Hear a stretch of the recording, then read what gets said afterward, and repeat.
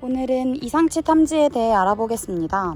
이상치, 어노말리란 주어진 데이터 집합에서 정상 범위를 벗어난 값, 즉 다른 값들과 현저하게 차이가 나는 데이터 포인트를 말합니다. 예를 들어 A, B, O, AB라는 혈액형 데이터 사이에 만일 C라는 데이터가 들어온다면 데이터 C는 이상치가 됩니다.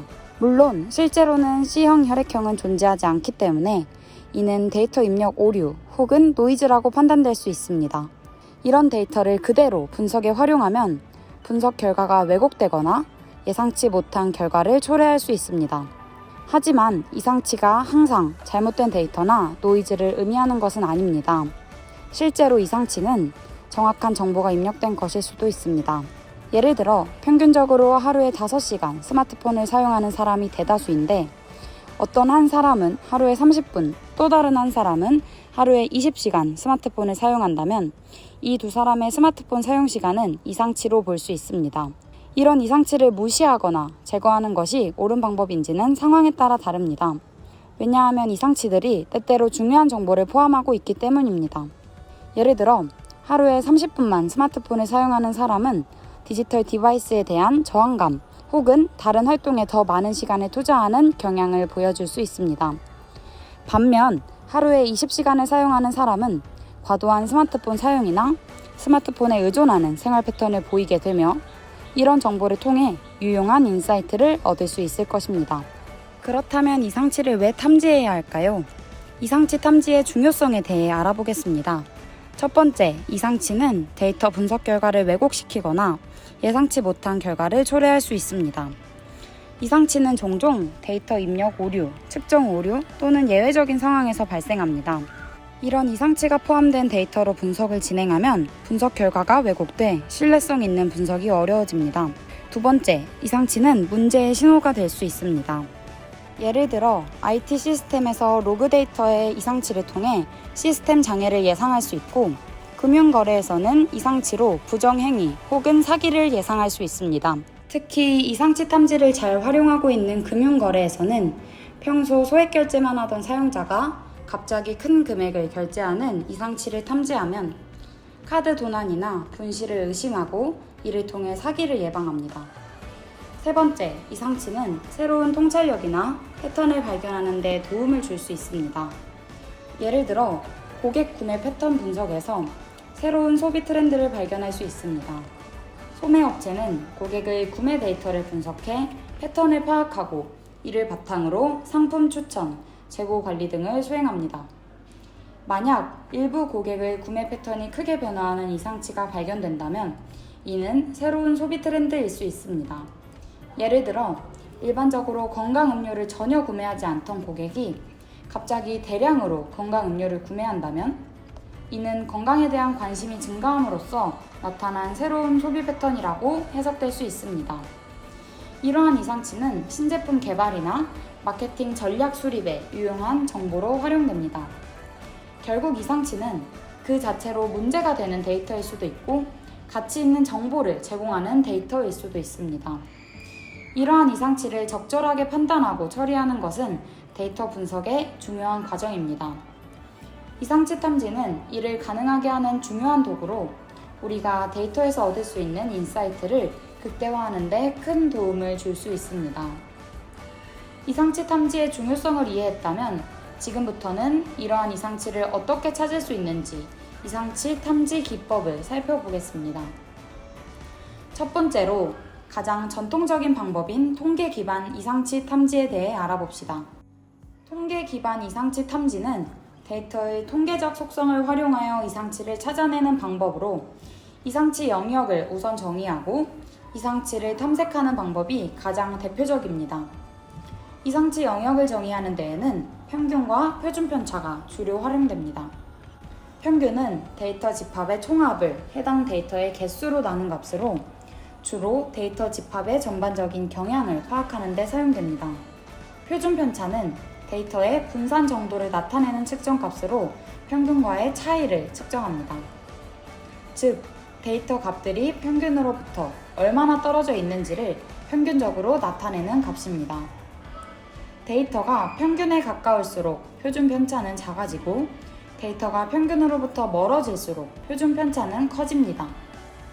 표준 편차가 크면 데이터가 분산되어 있고 작으면 데이터가 집중되어 있음을 의미합니다. 데이터의 대부분은 평균 주위에 분포하며 평균에서 표준 편차의 2~3배 이상 떨어진 데이터는 이상치로 간주할 수 있습니다. 이럴 때 활용하는 것이 바로 Z스코어를 이용한 이상치 탐지 방법입니다. Z스코어는 각 데이터 포인트가 평균으로부터 얼마나 떨어져 있는지를 표준화하여 측정한 값입니다. 즉, 평균과 표준 편차인 정규 분포에서 관측치들이 이 자료의 중심에서 얼마나 떨어져 있는지를 반영합니다. 이를 통해 Z스코어가 특정 임계값보다 크거나 작은 데이터 포인트를 이상치로 간주할 수 있습니다. 평균이 0이고 표준 편차가 1인 표준 정규 분포로 변환한 후 일정 임계값, 예를 들면 2 또는 3 이상 떨어진 데이터를 이상치로 간주합니다. 몸무게 데이터셋을 예로 들어보겠습니다. 이 데이터셋의 평균 몸무게가 70kg이고 표준 편차가 10kg이라고 가정해 봅시다. 그리고 우리에게는 5명의 사람 데이터가 있고 이들 중 이상치를 찾는 과정을 살펴보겠습니다. Z스코어는 각 데이터 포인트의 값에서 평균을 뺀 뒤 표준 편차로 나눈 값입니다. Z스코어를 계산한 후에는 우리는 특정 Z스코어 임계값을 설정하여 이상치를 판별할 수 있습니다. 예를 들어 임계값을 2라고 설정하면 Z스코어가 2 이상 또는 -2 이하인 데이터 포인트를 이상치로 판별하게 됩니다. 이 경우에는 사람 C와 사람 E의 몸무게가 이상치로 판별될 것입니다. 이런 방법으로 Z스코어를 이용해 이상치를 탐지할 수 있습니다. 다음으로 4분위수 범위를 활용한 이상치 탐지 방법을 살펴보겠습니다. 이 방법은 박스플롯이라는 시각화 도구와 함께 사용됩니다. 박스플롯은 데이터의 최소값, 최대값, 제1사분위수, 제2사분위수, 제3사분위수를 활용하여 자료를 시각적으로 요약한 그래프입니다.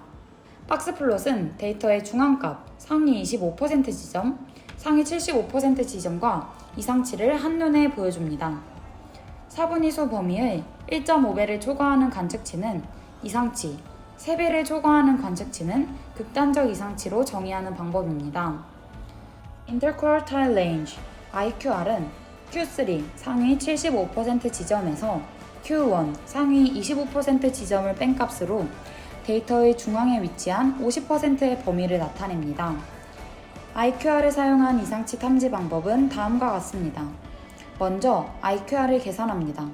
이상치를 탐지하기 위한 하한선과 상한선을 설정합니다. 일반적으로 하한선은 Q1-1.5 곱하기 IQR로 상한선은 Q3 더하기 1.5 곱하기 IQR로 설정합니다.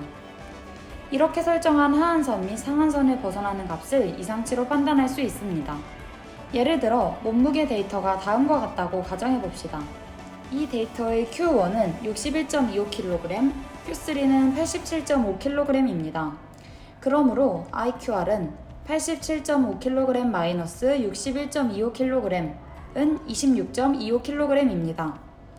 따라서 이상치 탐지 하한선은 61.25kg-1.5 곱하기 26.25kg으로 21.875kg이며 상한선은 87.5kg 더하기 1.5 곱하기 26.25kg으로 126.875kg입니다. 이 기준을 바탕으로 이 데이터에서는 21.875kg 미만이거나 126.875kg 초과의 값을 이상치로 간주할 수 있습니다. 이 예시에서는 20kg 데이터가 이상치입니다. 이처럼 IQR을 사용한 이상치 탐지 방법은 데이터의 분포가 정규 분포가 아니거나 중앙값을 더 잘 반영하고자 할 때 유용합니다. 세 번째는 머신러닝 기법을 활용한 이상치 탐지입니다. 지난 시간에 배웠던 클러스터링 알고리즘을 사용하여 데이터 포인트들을 여러 그룹 또는 클러스터로 분류하고 이를 통해 이상치를 찾아낼 수 있습니다.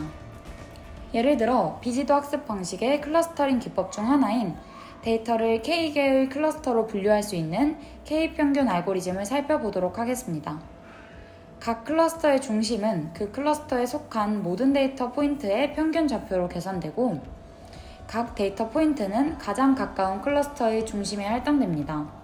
이 과정을 반복하여 클러스터의 중심이 변하지 않을 때까지 계속 수행합니다. 이상치 탐지에서는 이런 방법을 사용해 데이터 포인트가 어떤 클러스터에도 속하지 않는 경우를 찾아냅니다. 특히 모든 클러스터의 중심으로부터 거리가 일정 수준 이상 떨어져 있는 데이터 포인트를 이상치로 판단할 수 있습니다. 이는 그 데이터 포인트가 주어진 데이터 집합의 일반적인 패턴에서 벗어나는 것을 의미합니다.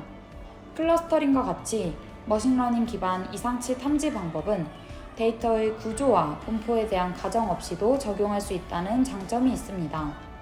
이상치란 기대치나 일반적인 범위에서 벗어난 관찰치를 가리킵니다. 이상치 탐지는 이런 이상치를 찾아내는 과정으로 다양한 분야에서 중요하게 활용됩니다. 오늘 배운 이상치 탐지 수업이 여러분의 데이터 분석 역량 향상에 도움이 되길 바라겠습니다.